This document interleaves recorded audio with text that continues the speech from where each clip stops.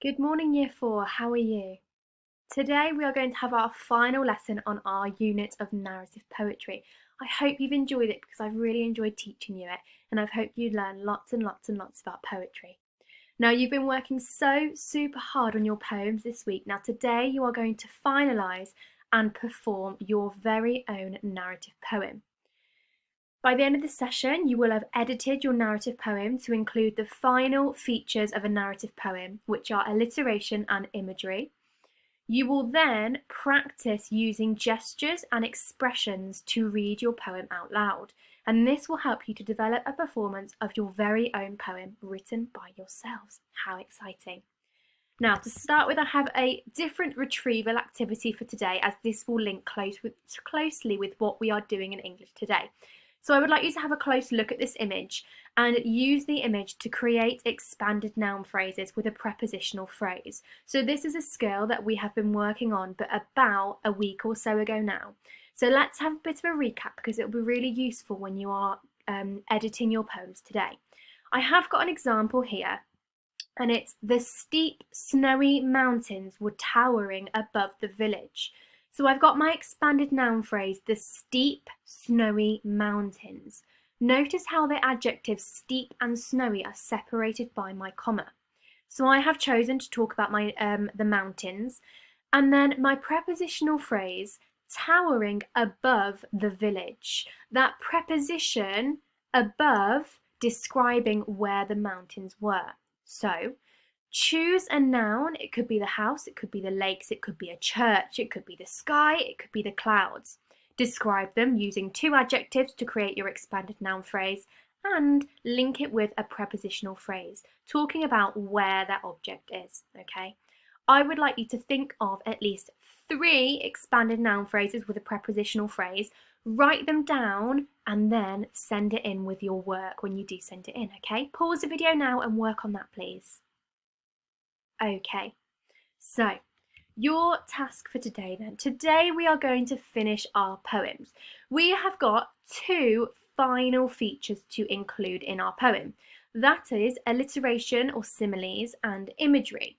Notice we have got this colloquial chatty language too to add in, but without even realising you should have been adding that in anyway when you've been adding in your dialogue, because that is like your chatty language. So we can tick that one off too. So first of all, we are going to focus on imagery. So you'll notice in our starter activity today, I asked you, well, you would have remembered it's only about a minute ago, but you were asked to create those expanded noun phrases with a prepositional phrase. And what I would like you to do is, with your poem in front of you, so if you need to pause the video to go and get your poem now,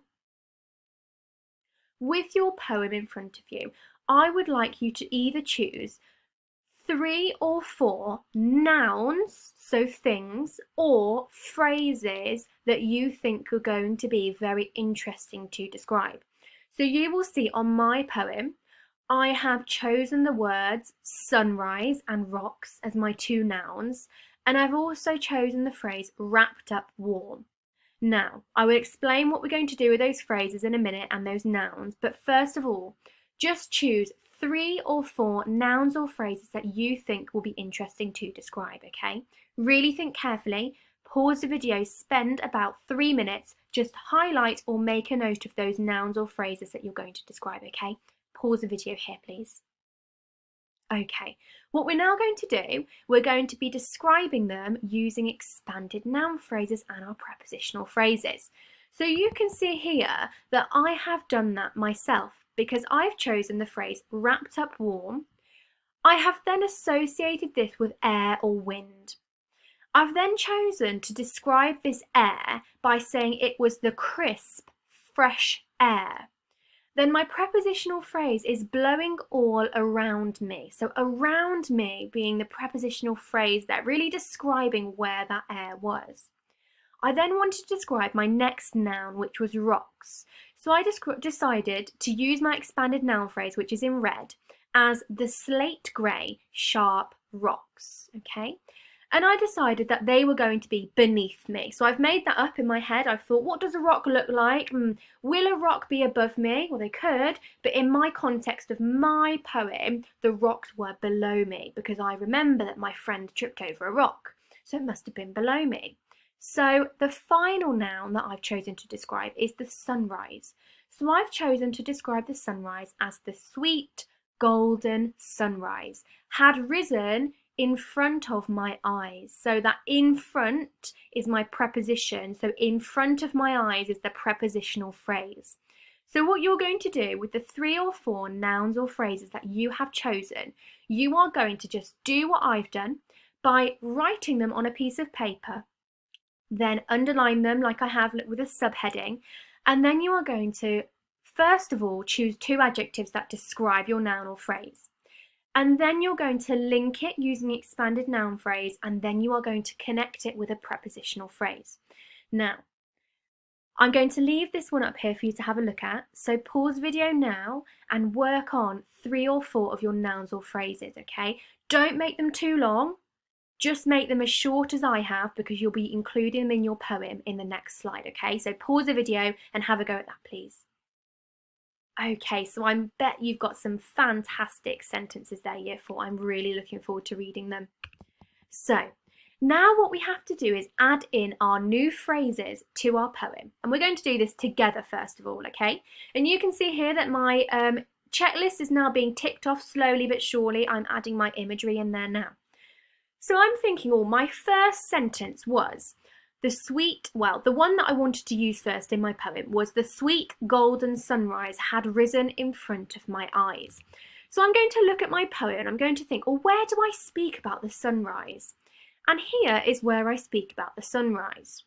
Now then I'm thinking, how can I include that phrase? Because it's a bit long to include in one line because that wouldn't match the rest of my poem structure. So I decided to start an entirely new stanza just for this sentence. And what I did was, I first typed it out as the sweet golden sunrise was had risen in front of my eyes. Then I changed it a little bit and I started cutting it up into little sentences, exactly like we did when we first turned your anecdote into a poem. And I have ended up with the sweet golden sunrise, my expanded noun phrase. In front of my eyes, my prepositional phrase. I've then cut out had risen above me or in front of me, what I said, because it wasn't really relevant when it came to looking at my poem. And then I just added in an extra line there saying how it felt, an unbeatable feeling. Okay, so I've got that new stanza. I haven't changed the meaning of my poem, but I have added that imagery in there because if you close your eyes, everyone close your eyes. The sweet golden sunrise in front of my eyes. I can imagine with your eyes closed that you're imagining this golden sunrise that's creeping up slowly in front of your eyes and you're getting that image in your head, which is what I wanted to create for you. So then working my way down the poem, I chose to think about this phrase here, wrapped up warm. And I knew that I chosen to think about the crisp, fresh air blowing all around me. So I was thinking, where can I include this, Miss Newman? Because as you can see here, I don't want to disrupt my rhythm, my rhyme, from head to toe, hike up the volcano, because I'd worked really hard to get this rhyme in there, so I didn't want to change it. So what I did think is that I could add another line in between my 2 rhymes to actually make it an alternate rhyme, because I'd have the rhyming sentence, then the non-rhyming sentence, then the rhyming sentence. And then I didn't really change this one. So my sentence said, so we wrapped up warm from head to toe. The crisp, fresh air was blowing around, and we began to take a leisurely hike up the volcano. So I've got that rhyme, got my rhythm from my sentence structures, and I've also got that imagery there. Close your eyes again and let me say that sentence to you, Year 4. The crisp, fresh air was blowing around. And I'm sure that you're imagining this fresh air, you'll be able to take it all in. It's not humid like it is in our rainforest that when we're looking at our geography topic. It's crisp, it's fresh, you feel energized and you feel refreshed, ready to hike up the volcano.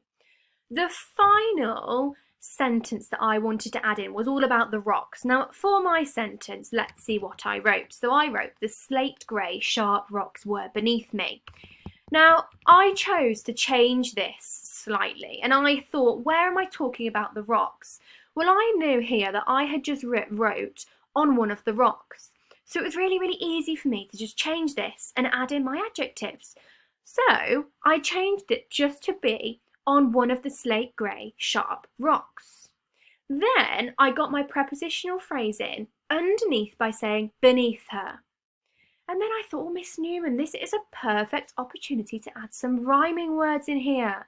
So you might have noticed that this word here didn't used to be turn. Do you remember what it used to be?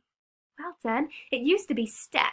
The sentence used to say, she had just taken a funny step. Now, I changed this to the word turn because in my mind I was thinking there's lots of words that rhyme with turn. Learn being one of them.